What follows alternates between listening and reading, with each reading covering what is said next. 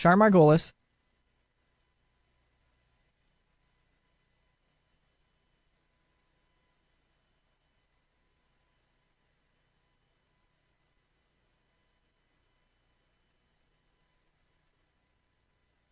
At the age of 8, I saw a spirit at the foot of my bed and didn't know what it was. And in my 20s, I finally realized I had a special ability that could help others.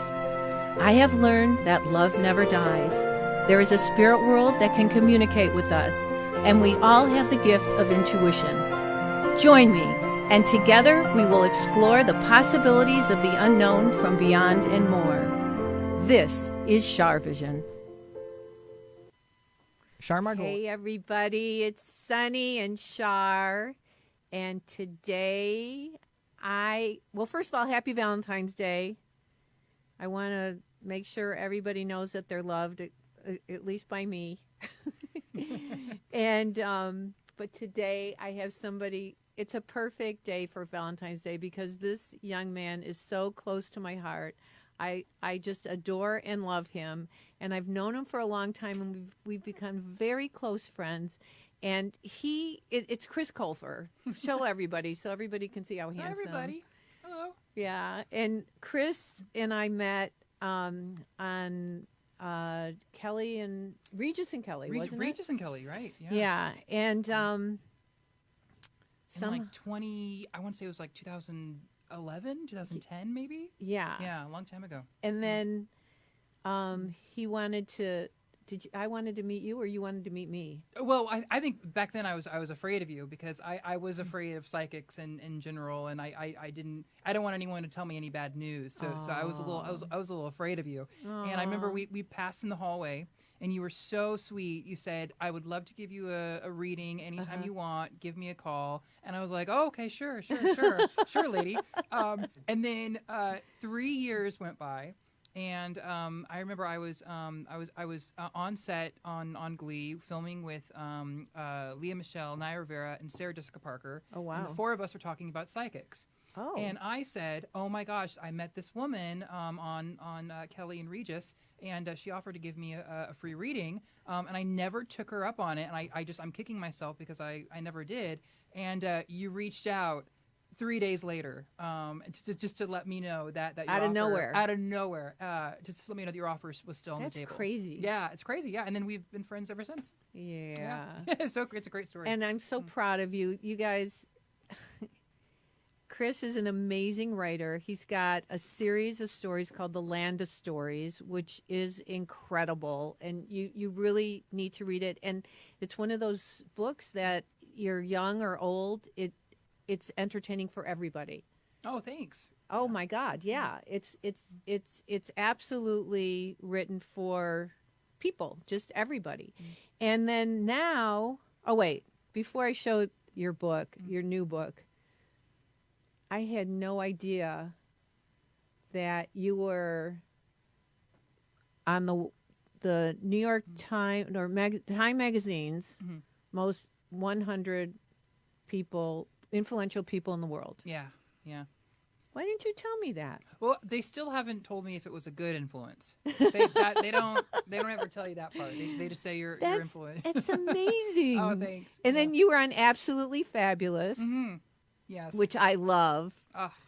When you sent me the photos of those girls, oh my Adina God. and whatever her name is, Eddie and Patsy. Eddie, and Patsy. Oh my God, I love that. They are the best. And then, and you won a Golden Globes. I did. Yeah, I did. Yeah. We really weren't friends then. I think I met you just before or just after. Right. Yeah. Right. Yeah, that was all what around was that the same. like?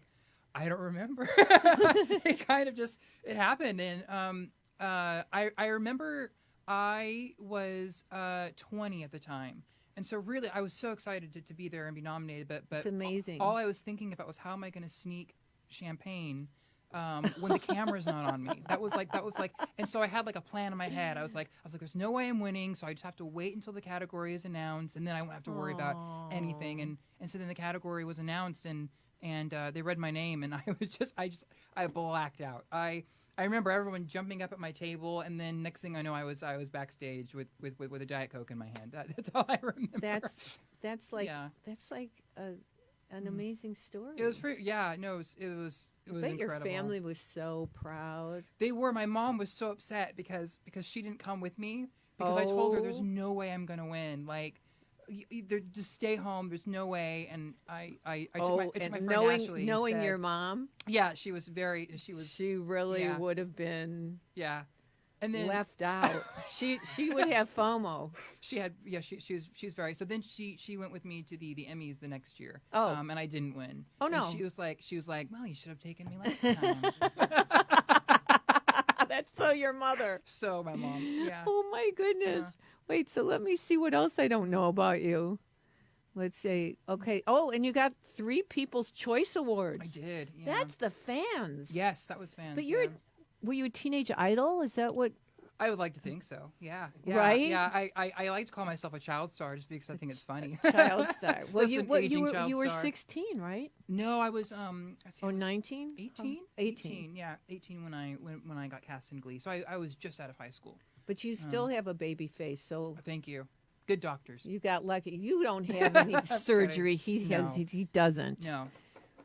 Wow. No. Okay, so wait, what else am I missing?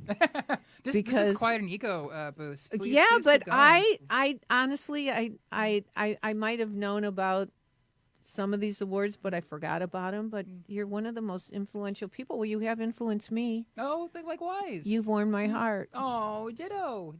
Thank you. Yeah. You're better than a Golden Globe or a People's Choice Award. Oh, did you hear that? You're gonna make me cry. Okay, so now your new book.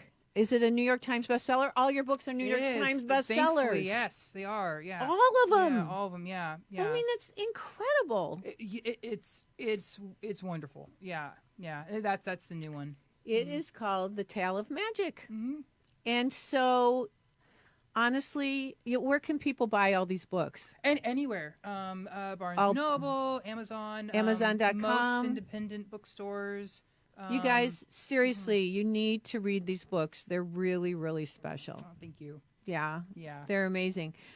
But there's one story that you tell me that cracks me up all the time. Mm-hmm. When you were 7 years old, you started writing, right? Yes. Yeah. Okay. Oh, yes. About my Tell me grandmother. the story about your grandma. Tell all of us the story about your grandma. Okay, so I started writing very, very young. When I was about 6 or 7 years old. That was about the time that my sister Hannah, who you've met many times, was diagnosed with epilepsy. So it was really, really tough for the family. I love Hannah. Oh, she's my sister's wonderful. Like She's amazing. She's far more advanced. She's than a I ever will teacher. be. She's a teacher for all of us. Yeah. Yeah. She's hilarious too.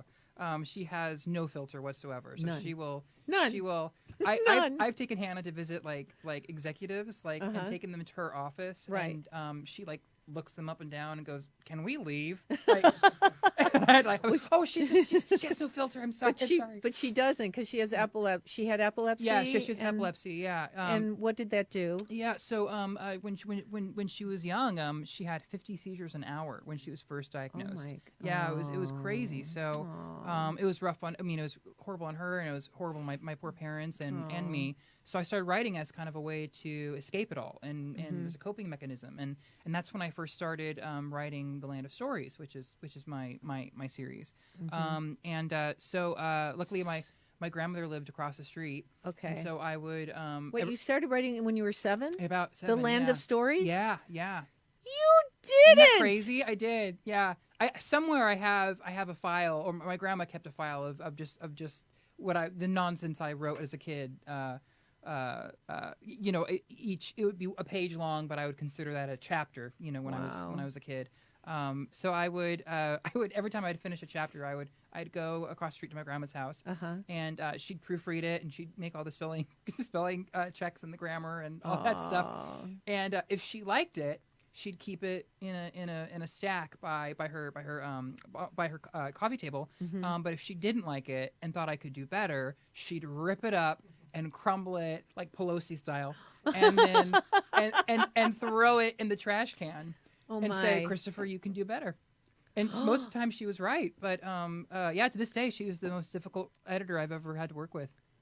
That's crazy. Isn't that crazy? But you were worried when you were 7. Yeah, yeah. Tell about being Yeah. a failed writer. Yeah, yeah. One of the times she ripped up my chapter, and I was devastated. I burst into tears, and I said, "Grandma, I'm never gonna make it as a writer. I'm a failure." And she said, "Christopher, I think you should wait till you're done with elementary school before worrying about being a failure." And yeah, she's right about that too. But you truly are such an old soul, and I really want to go on record saying you are one of the most intuitive people I know. Oh, well, thank you. No, you truly are, and I know that when you write your books, you're connected to the higher power of wisdom and the universal knowledge, because for all this stuff to come out and how you put it all together is pretty amazing. But and also just in everyday life when we talk about things, it's like you bring up things to me that I go, well, I didn't even tell you about that, and you already know about it. But you say it in just in conversation. Passing. You have, it's not like you're doing a reading. Yeah. You just are so intuitive and so psychic. And have you always been that way? Oh gosh, I mean, I thank you. That's such a compliment. I don't know if I had ever used those words to describe myself. I mean, I would love No, to. you're like an old wise soul. Oh, thank you. And I got In a the, young the hips body. to match. Oh yeah, how is your hip? It's fine. It's fine. Thank you. Okay, good, Yeah, good. yeah. I'm so grateful for whatever has helped me write these books. And do you consider yourself a writer or an actor? It's a very good question. My accountant considers me a writer. Oh, really? Yes, Because you really are a writer. well, that's my main Wait, gig now. aren't you doing? Did you tell me that you're doing a voiceover thing? I did. Yes, I just recorded it. How was Yeah. that? What was that? It was great. I can't say what it is yet. Oh, but, okay. Yeah, That's okay. I did. Yeah, it was for an animated show that's coming out. Can you tell me at dinner? Yeah, of course. Yeah. Okay, Yeah, I'd love to. but Yeah. we're not yeah. going to tell anyone. I get to know the secret. Yeah, but it was very. I think my the kiddos are gonna really like it. What was the first story you ever wrote? Okay, you're gonna love this story. I think you're gonna love the story. Okay. I think it was like second grade. We had an assignment that we Okay. had to write our own Cinderella stories. Uh-huh. And so I wrote a story called Senior Ella, and it was about an old woman who wanted to go to I think it was like her 75th high school reunion Aw. just to meet her child, to see her her old high school boyfriend. But she Aw. lost her teeth. And Aw. so the fairy godmother appeared and gave her teeth to go to the the That was reunion. your first That was my first story I wrote. Yeah. And that's when my parents knew I was going to be an You are interesting so child. funny. Yeah. And did she meet her She did. the yeah. love of her life? Yeah, and they had a happily ever after. Yeah, for her however child, long it lasted. it was her childhood sweetheart. Yeah, it was her high school boo. Yeah. Wow. Yeah. I hope I have it somewhere. I think I have it somewhere. I would copy. love to read that. Sure, I'll That's bring it next time I come on the show. Okay, oh good. Will you come back? Oh my God, I'm so excited you're here today. I was like, I've been doing Char Vision for over 4 years, and it's like we're friends, and I'm really careful because I know your publicists are really picky about what you do. Yeah, so yeah, please you. thank Oh, them. you're so sweet. for- The first time you ever asked, so I Thank I'm happy them, to. please. Mhm. Well, I you know what? I'm so careful Right, with you because right. I never want to take advantage of our friendship, and everybody Aw. wants to know Chris Colfer. Oh, you're so sweet. Everyone wants a photo with you. Everybody wants, your autograph, and it's like I'm so careful because I feel very protective of you. You know that. Yeah. Oh, I do. And thank you. I really Yeah, appreciate and you're very that. protective of me too. Oh yes. I try to be. Yeah. You yeah. totally are. So, I want to see, just so everybody knows, Chris has produced this segment because he wrote the questions. That's why he said that's such a good question. She asked me to send her some questions. Yeah, I was like, all right, I always do that because then I want you to be comfortable, and I Oh, want so it, sweet. and I want and whenever people come on Char Vision, I want them to talk about what they want to talk about. Yeah, So, that's great. you know what? This is a good one. What's your advice for aspiring performers or writers? For performers, I would say it's really, really important, especially in this day and age with social media and whatnot, to really analyze the reason why you want to be an actor or be a singer, and if you analyze your ambition and realize it's just because you want attention, or if you think it's going to be a cure for loneliness, then I don't think it's the right path for you. It's not a good idea. Right. And there's so many kids out there that they want to be a famous actor or singer or dancer or whatnot, and they've never done it before. They've never done. You know what? I noticed that some people I read for, they never got approval from their mother or their father. Yeah. So they're looking for the public to give them approval. Exactly. Yeah. And I think public approval is kind of a thing of the past now. I don't think that really exists anymore. It doesn't. Yeah. It doesn't. It's crazy though. It's crazy because I don't know, the boundaries that we're living in and with the truth is very blurred in our society today. Yeah. But it's not blurred in the spirit world because karma is real and what goes around comes around and the truth is real in the spirit world. But it's just, I feel like kids these days are having such a hard time balancing out what's right and what's wrong. Yeah. And there's so many different ways to feel insignificant. I mean, like, I was a kid not too long ago, and we didn't have Instagram and Twitter and you know the way that kids compare themselves to the popular kid in the school. You can't you have to be popular in school. You have to be popular outside of school. Wait, what were you popular in school? Oh my God, no, absolutely not. No, were you in the musicals? I was, yes, but yeah, I mean, I never had like very good roles, unfortunately. You didn't? No, with your gorgeous voice. No, I think I was Chip in Beauty and the Beast. Oh, that was great because I got. Oh, that's a cute one. That was good. I was Teen Angel in Grease. Again, that was great because I came in and came out and that was it. But no, I was more. I think I've told you this. I was friends with the lunch ladies. That's right. Yeah, that was actually one of my first jobs. He likes old people. That's why we're friends. You're the youngest old person I would know. Thanks. You're more, you're more mischievous. How do you say it? Mischievous. Yeah. I'm both. Than anyone I know. Really? Yeah. We can't tell everybody all my stories. No, I won't. Yeah, I won't ruin your reputation on your show. Please. Wow. So you really weren't. You were friends with the lunch ladies. Yes. Yeah. My first job so cute. Was before school I would get up early and I would work with them in the mornings. I was a cookie scooper, and that's how I paid for my first headshots as an actor. But I didn't like working, but I loved being with them because it was like I had a live episode of Golden Girls constantly, like just like how cute. The wit and the life experience, and I've always been attracted to that. Or drawn to that. So adorable. Did you get extra cookies? Oh yeah.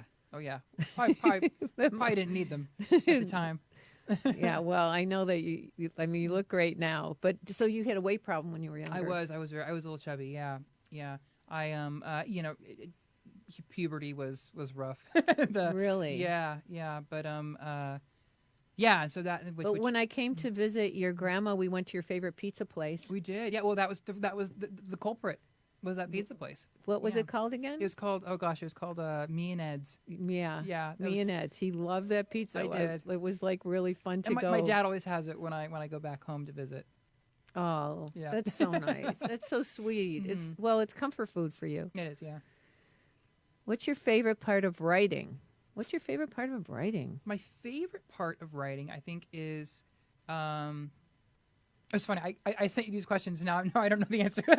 I think my favorite is the beginning, when it's all kind of downloaded. Yeah. Because before I start a book, I always see it in my head like a trailer, like a movie trailer. Right. Just a bunch of random images, and then I try to connect the dots as best as I can. Right. So I love that part because it's the first time that I get to experience one of my stories for the first time. So it's only like part of the process where I'm the reader in a way. Do you feel like you have guardian angels or famous writers in the spirit world helping feed you information? I hope so. Yeah. I feel like you do. Yeah. Absolutely. I feel like because you download things. I do. I see you. I see you download things because I feel like you're one of the people. Like I'm partially here and partially in the energetic world. One foot each yeah, way. and I feel you're like that too with your with your writing for sure. Oh, thank you. Thank you. And really in everyday life, you're like.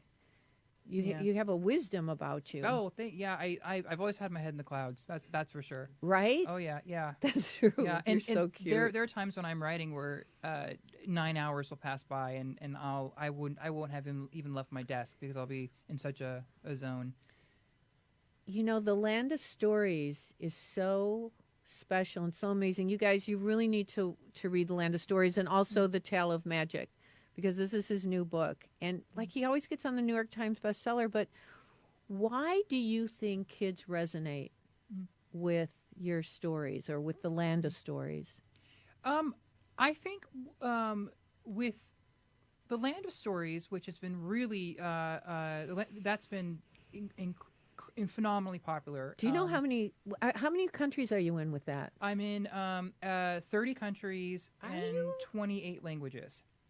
So I'm not sure how that's divided. Amazing. That might, but luckily it grows quite a bit every month. So that might. But by the time this or that might be different today than it was when I got the facts. But yeah, no, I'm so grateful. I'm so grateful. It's striking a chord with kids. That's amazing. Yeah, I think there's an interesting because the Land Stories was my very first book. Right. And before that, I hadn't written anything longer than an essay in high school. So I think there's something to be said about a first time writer and having an audience of first time readers. Mm-hmm. I think there's kind of an interesting. I think there's something there with that. But also I think it's just pure escapism for kids. I think they get to go on an adventure. Kids I know that have read it love it. Yeah. I know it's they want to they don't want to leave it because it's kind of like watching like a series that you really love and when it's over it's like I'm so sad it's over. Oh, I'm glad to hear that. I remember when the Harry Potter books were over. I was so devastated. I thought I had. But see that. But to me, you're like the next, or you are the what? Rowling's, what's her name? Oh, J.K. Rowling. Well, I'll take it. I'll knock on I wood. think you're like the younger version of J.K. Rowling. Oh, I really, thank you. no, I truly do. Yeah. What's the Tale of Magic about? A Tale of Magic.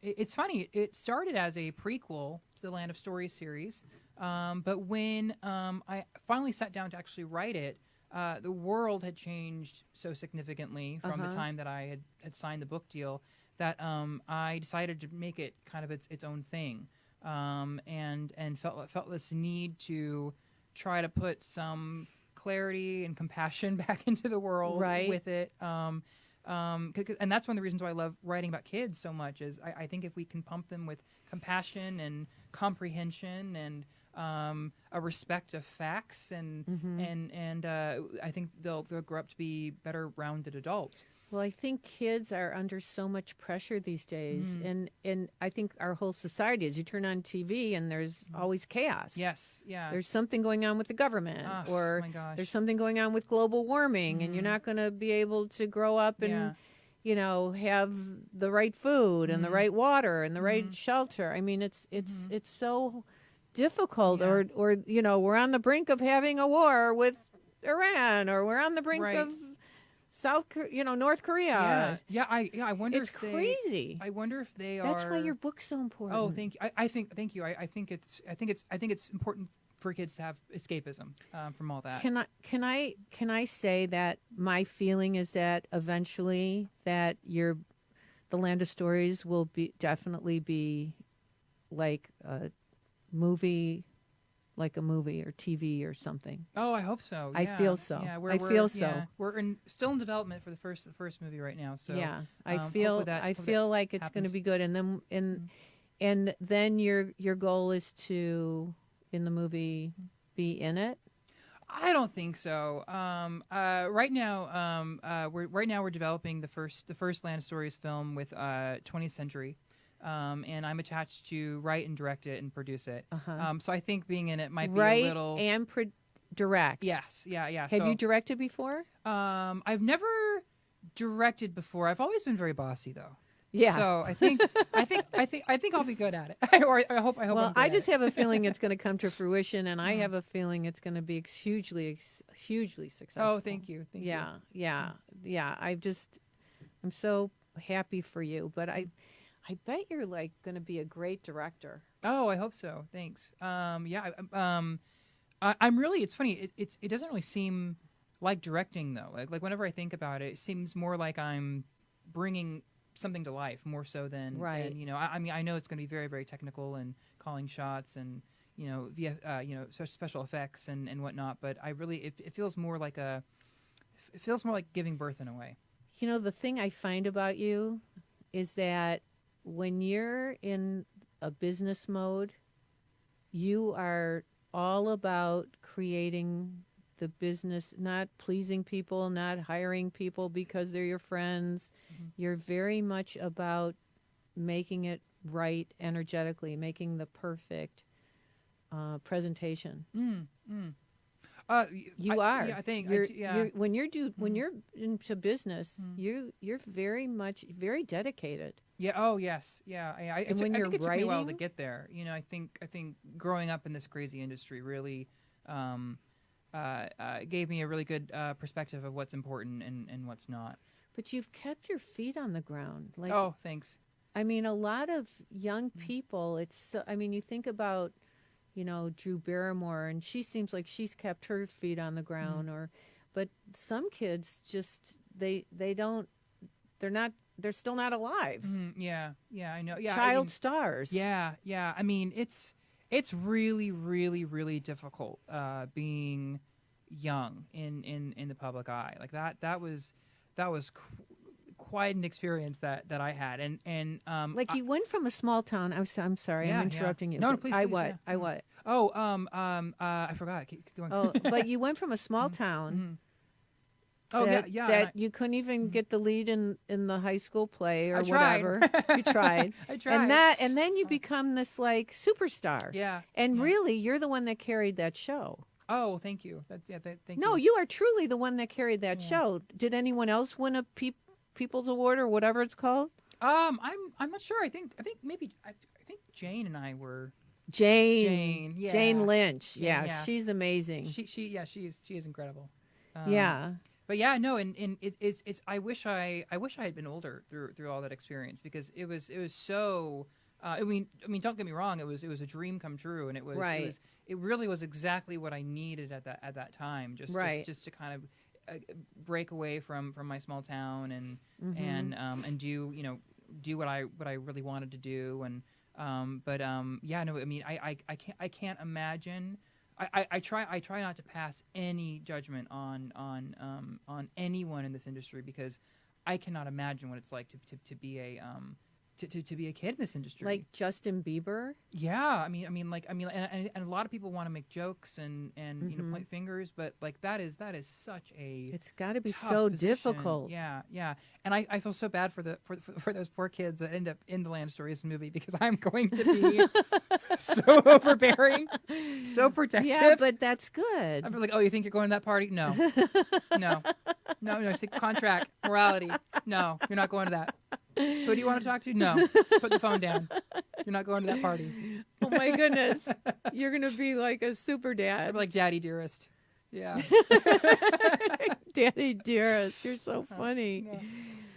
Wow. It's like, I mean, you will have an opportunity to help some kids really become known. Oh, yeah. Hopefully, yeah. But what advice do you give to kids? Like, how do you keep your feet on the ground?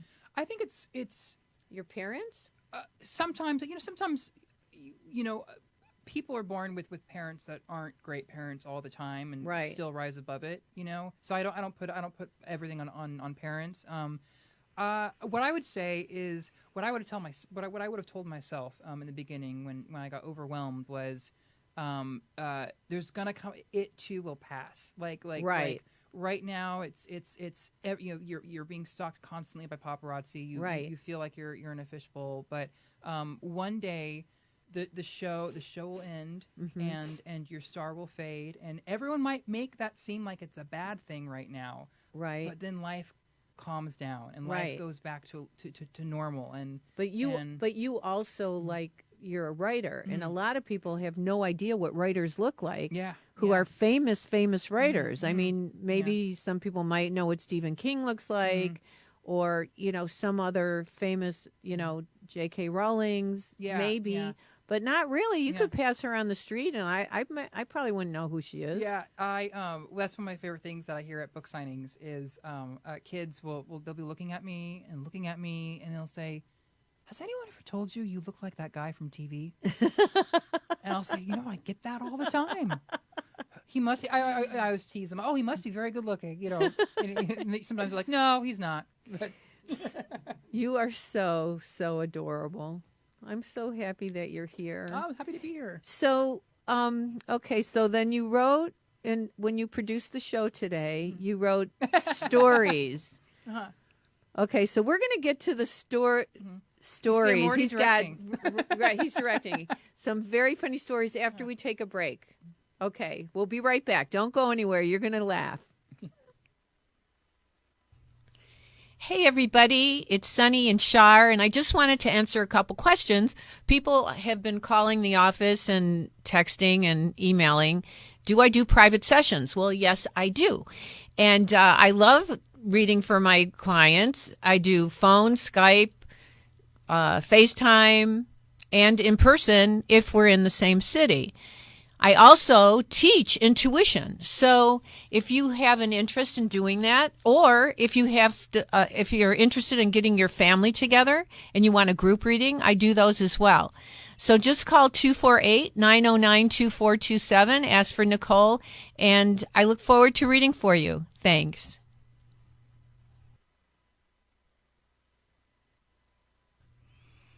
Hey, everybody, it's Sunny and Shar, and I am so excited. I am over the moon to share with you that I have a new book coming out called The Universe is Calling You, and there's an amazing foreword by RuPaul. There's an endorsement by Chris Colfer. It's about understanding your intuition. It's about protecting yourself from negative energies. It's about understanding your essence and your true purpose and your soul's purpose on this earth. You can get it at barnesandnoble.com. You can get it at amazon.com. I would love for you to order the book and let me know what you think of it. Write a review for us if you feel like it. Thanks so much. And we're back with Chris Colfer and his new book, A Tale of Magic, that you can get at bookstores everywhere and amazon.com and barnesandnoble.com. And I suggest that you have your kids read these books because it really helps make boundaries of what is ethical in our lives and entertaining as well. So Chris wrote that he wrote, I want to tell some stories. Okay, so we're going to let you tell stories, but they can't all be about me. They can't all be about me, but which story do you want to tell the most? Oh my gosh. The pet psychic story is pretty funny. Okay, This is probably a good place to tell that story. Okay, let's hear the pet psychic story. So I had this cat named Brian. And Brian is probably the oldest soul I have ever met in my life. Okay. Like I'm pretty sure he thought he was raising me rather than the I remember opposite. Brian. Yes. I knew Brian. Brian was he was just like He was a great kitty cat. Great kitty cat. Yeah, he was wonderful.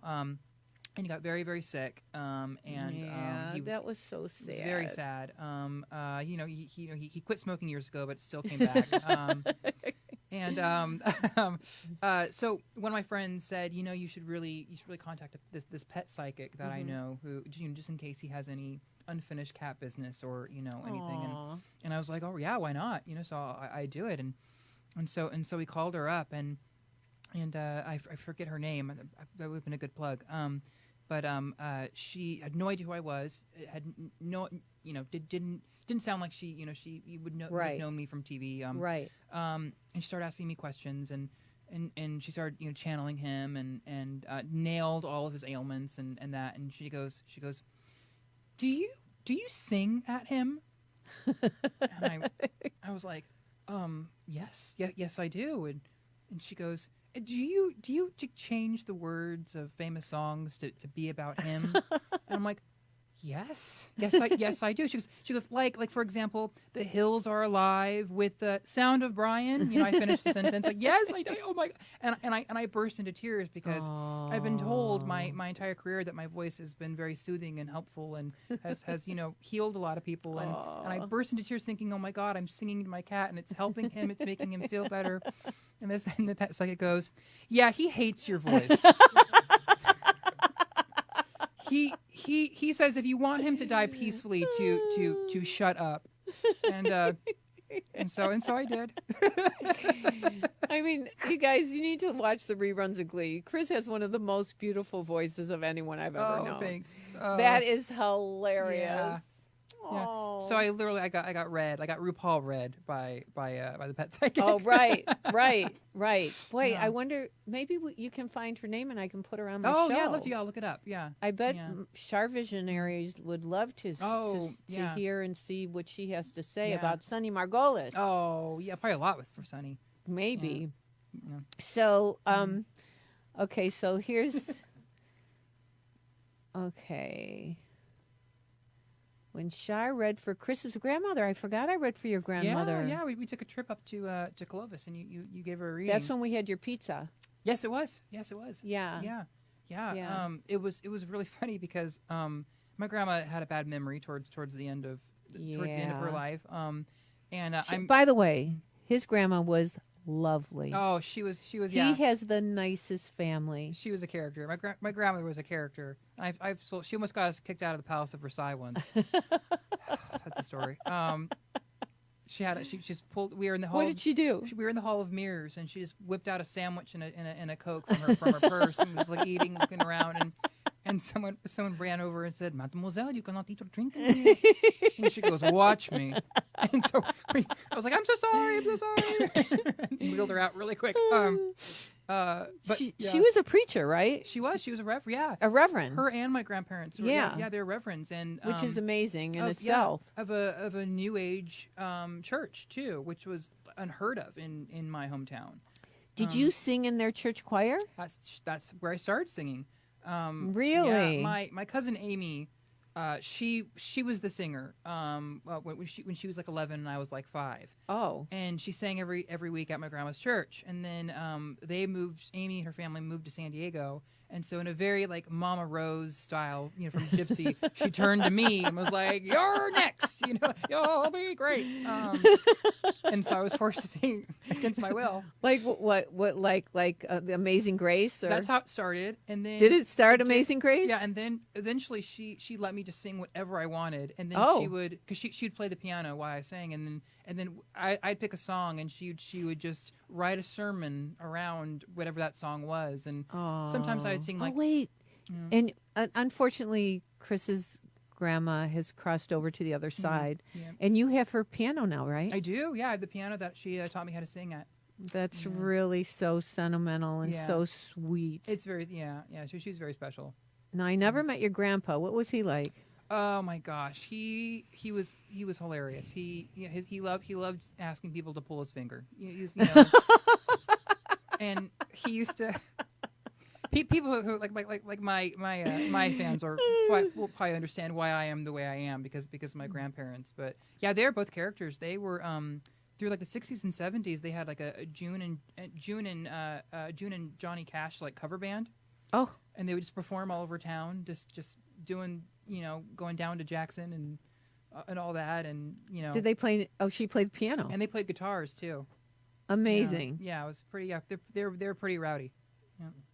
Mm-hmm. Yeah, but they were like New Age reverends. They were. I know. It was very. And so you probably got some of your wisdom through learning from them. I did. Yeah. I think so. And their congregation was mostly made up of older people who I loved and learned a lot from. So you were recently on The Tonight Show. I was, yes. I talked about you. And you talked about me. Do you want to tell the story of what you told everybody? Sure, I'd love to. Yeah, I feel like I'm okay. We have plenty of time. Good. Yes. So Shar and I, we like to get dinner every week or so. Right. We're not saying where. We have a special place usually, but tonight we're going to go somewhere new. Oh, good. I think nice. you'll like it. Great. This time we were in the middle of because my mother passed away too recently. She came through, kind of interrupted our conversation. And she gave you a message to repeat to me, which was, when I'm directing the Land Stories movie, when I see the monitors at Video Village flicker, to know that it's her saying hello. And so I responded, "Can she pick a different sign? Because I'm going to need those to work." And then my mom and I, through you, ended up getting into an argument. We got in it. Yeah. Your mom, you know what? When I read, I don't remember what I say, so I vaguely. It's remember? Like I hardly remember, but I vaguely remember. Yeah. So she argued with you through me. Through you, yeah. Which was not unusual for Chris's mom to do with Chris. No, it was not. I loved your mom. Your mom was a wonderful woman, but very she was a mother, opinionated. Yeah. But, and she was very protective of you, and she also wanted to be part of the show. Yeah. And she really wanted. She worked on that sign so hard, and just telling me it's never enough. It's just never enough. In her defense, spirits really. It's very hard for them to learn to use their energy to make lights go on and off, or make TVs go on and off, or music happen. So she's very hurt when I asked her to pick something she was different. hurt. Yeah. So anyway, and then the waiter came over and he was like, "Are you guys okay?" And I'm like, "Oh, I'm sorry, I'm fighting with my mom." And he's like, "Oh, I didn't know this was your mom." I was like, "Oh no, she's dead." And so the look on his face was that was so very funny. It was so funny. Yeah, it was very great. Do you still feel your mom? Does she come? She comes in dreams to you. She does, yes. Tell us about that, and your sister. Oh yeah, like your sister has like a conversation going on with your mom all the time in the spirit world, right? Your sister's got a direct line. Yeah, she's amazing. Said that. Yeah, she's incredible. Yeah. You put it beautifully. I see her in my dreams all the time, and I remember that this one time. Shortly after she passed away, I had this dream that we were on a road trip together, and my mom we were like in this RV, and she was driving the RV, and she's like, "Well, isn't this just wonderful, Christopher? Just the two of us going on a road trip together." And in the dream, I quickly realized I realized she had passed away, and I realized I was dreaming, and I was like, "Oh my gosh, but you passed away. You're dead." And she was like, ugh. Like it's just so tired of talking about it. And I said to her, I was like, "What's God like? What's God like?" And she goes, "Oh, it's always about God, isn't it? Everyone wants to know about God." That was probably the best one I found. That's crazy. Yeah, it was pretty funny. Yeah. That is so crazy, but it felt real, right? Yeah, very real. Yeah. See, I have such interesting dreams. You have very vivid dreams, and a lot of times, I think everybody needs to realize that when we have dreams of loved ones who have crossed over and they're very, very real, it's really a visitation. Yeah. And also sometimes what we dream may not be exactly what a message for us. Most of the time it is, or it's symbolic of a message, but a lot of times it'll wake us up so we remember the dream. So they'll give us a story like that to make you wake up and remember, oh my goodness, you know, she's arguing with me again, or she's not happy again, right? And it wakes you up and you go, oh yeah, that's the essence of my mom. Yeah. Or sometimes it's just it could be utter nonsense too. Like I had a dream recently where I was with Nicole Kidman, and we were in a recycling facility. Do you know her? Did you ever meet her? I met her once years ago, but I don't know her personally. But we were in this recycling facility, and she's teaching me how to recycle and how to sort the recyclables versus the non-recyclables. Oh goodness! And we looked up, and the Broadway cast of Cats was in the doorway, just posed, watching us recycle, like this. That's crazy. And I was like, I was like, and she goes, "Oh, that doesn't belong here." And I was like, "I know, right? Like, are they on tour or something?" And she goes, "No, this milk carton, it's recyclable," and put it in the trash can. And I've been trying to analyze that dream for a long time, and I can't figure out what it really means. Was she in Cats? No, she wasn't. No. Huh. It do you think it means that you need to recycle? Do you feel Maybe it guilty? does. Do you I feel think- guilty because you're not recycling? I do recycle. I you think do it means I just recycle. need to stop eating sushi right before bed. Because You think that's I it? think it's probably Maybe not. Yeah, not all dreams are psychic. Not all dreams But like it. Yeah. but dreams when there's a spirit coming to you. That's Those are has your grandma come to you in a Oh, dream? many times, many times. Can you remember anything about your grandma? Oh gosh. Usually it's more like she's an observer. Like Right. she's watching the dream, and my grandma was a smoker, and so sometimes I'll just like see her just like smoking in the corner, just kind of like almost as amused by my Yeah. dream as I am. Yeah. But there are some times where I have dreams where she just gives me a big hug and then you wake up just like, oh, wishing you could have drag a little piece of her back to this side. Yeah, I always feel like she's kind of watching over you. Yeah. Don't she and I you were really feel close. that? Yeah. I do feel that, but you definitely have guardian angels and spirit guides that are very powerful. Oh yes. Yeah. Thank you.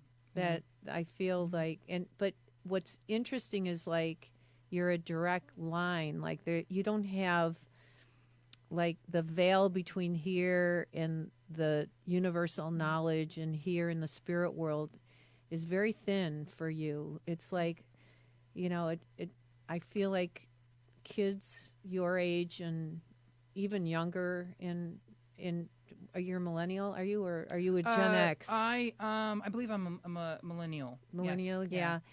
I feel like you guys a lot of you were born with a more open opportunity to connect with the spirit world and really use it as a sixth sense. More so than my generation, because it and also you're allowed to feel and you're allowed to cry and you're allowed to have emotion. And my generation is don't cry, stiff upper lip, and kind of like the British are right now in a way, right? Yeah. So I don't know, but to me, you're exceptional. What did you write down? Char's panel at DragCon? What was that? Oh, that's one of my favorite stories about you. What is it? It was you were doing a reading when I came to see you at DragCon at your panel. He came to see me, and he had, which was so sweet of you, and you even had a bodyguard come. I did, yes. I felt so special that you came. I didn't want to take any chances. You never know. Right. You were reading for the audience, and this man came up, and he looked like he had a few drinks, and you were trying to read for him. I said, "Who's a skeptic?" Yeah, and it was him. And it was him. I said, "I want to read for skeptic." And he came up and you're doing you're concentrating, and you're like, do you know a David? And he was like, no. And you're like, no, I think it's a David. And he, no. And you're like, are you sure? And he goes, no. And then he finally said, I think you know a David. You said, and then his friend called from the audience, that's his brother who passed away. It was, I'll never forget when you were just like, I think you do. Like you were just, no. There's a David here. Oh, and thank you for remembering that and sharing that. That was so funny. It's so annoying when people don't accept the truth of what's coming at them. Yeah. But he makes it very difficult for you, I imagine. And of course he was drunk. Mm-hmm. Yeah. Well, I'm just so proud of you. Oh, I'm so proud of you. Congratulations you. on your new book coming out. Thank you. Yeah. I want to thank you so much, because in my book, The Universe is Calling You, Chris wrote an amazing endorsement. And it's really special. And if you get the book, you'll see what it is. So thank you for supporting me. It means the world to me. I want everybody to go out and buy A Tale of Magic and watch, and also The Land of Stories. And somewhere in time, not too far away, we'll be seeing, hopefully you'll be getting awards for being a director and a producer of your own writing. Oh, thank you. Yeah. Okay. Well, take good care. Say hi to your dad. I will. And Hannah for me. I will. I'm sure they say hello back. Okay, thanks. Okay, everybody, that's it for now. I wish everybody a happy Valentine's Day, and take good care of yourselves. And remember, intuition will take you places logic never could. Bye-bye.